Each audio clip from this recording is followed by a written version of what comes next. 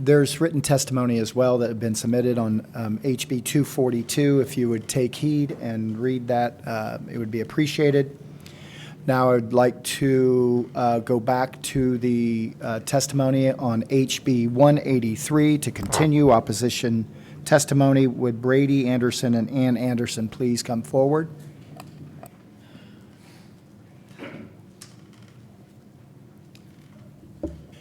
When you're ready, please proceed.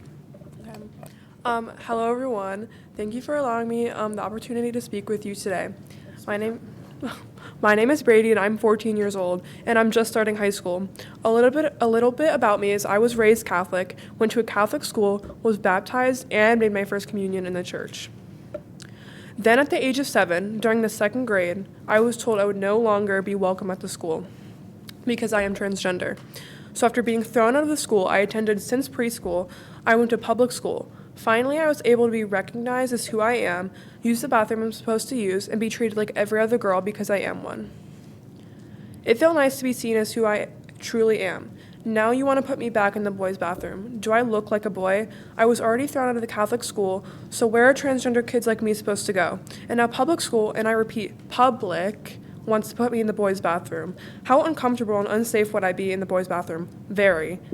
I already get talked about, and this is just another way for more people to talk about us trans kids. Who's going to start checking to see who is transgender and who isn't? Will there be genital police at schools?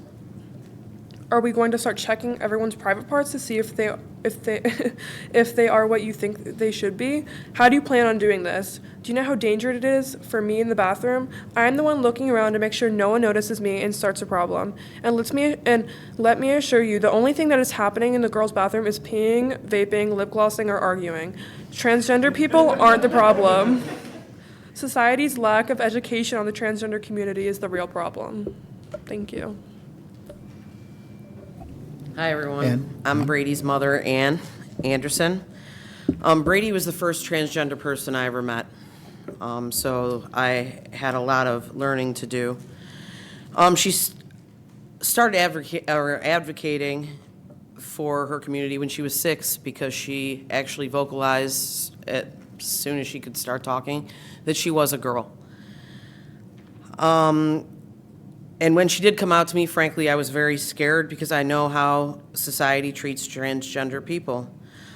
And at the age of 6, no one should start having to advocate or be an activist for your own community when you're 6. It's scary.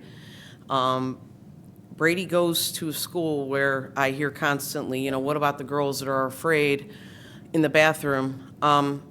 They're not. Bradie has a good group of girlfriends. Most of the school isn't, I don't know what else, transphobic, because they don't have a problem with Bradie in the bathroom. It tends to be adults that don't understand what it means to be transgender that have a problem with transgender youth in the bathroom. And obviously you can see my daughter. How well do you think she would be responded to in the men's restroom? I don't think very well. Since the time that Bradie's come out, there wasn't a politicization of transgender people. They're trying to take the bathroom rights away. They're trying to take her health care away. They're trying to ban her from sports. It's obvious to me that it isn't just one area. It's all of the areas. And when you try to ban a whole community from everything, how does that look? What's the end game? Where are we going to stop? What if kids are uncomfortable around transgender kids in bathrooms? They can go to other bathrooms because kids don't care. Most kids have grown up with gay friends, trans friends. It's us that has to do the learning. It's not the kids. The kids have got this.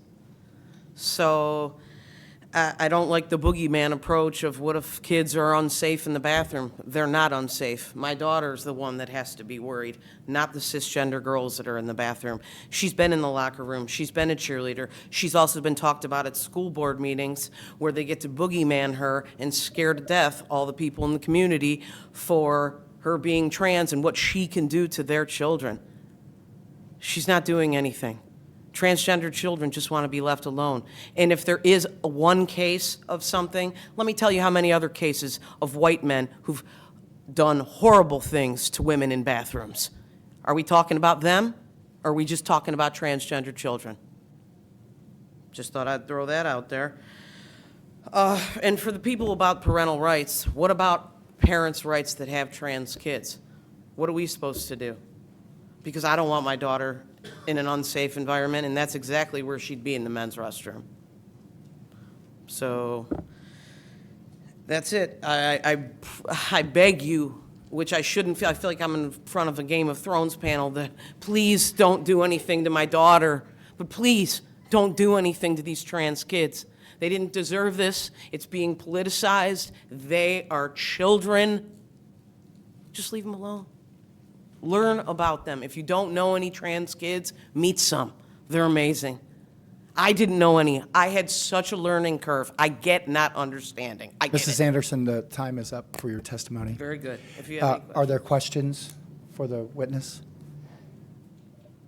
Hearing none, thank you very much. Oh, Representative Lightbody. Yeah.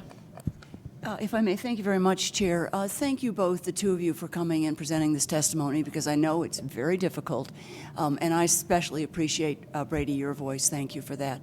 I want to know if your local school board has a policy in place that supports Bradie.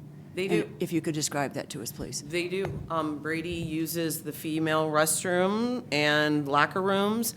However, Bradie comes home to change because she knows that this is such a hot political issue, and it gets brought up at every board meeting. She's on the soccer team, so she plays soccer. She's a freshman in high school. She's just having fun. She's by far not the best soccer player on the team. I mean, she's good. She's good, but she's not the best. And she's worried. She comes home, and I have to drive her back to school. The school's fine with it. She's concerned because she sees what's happening, and she's 14.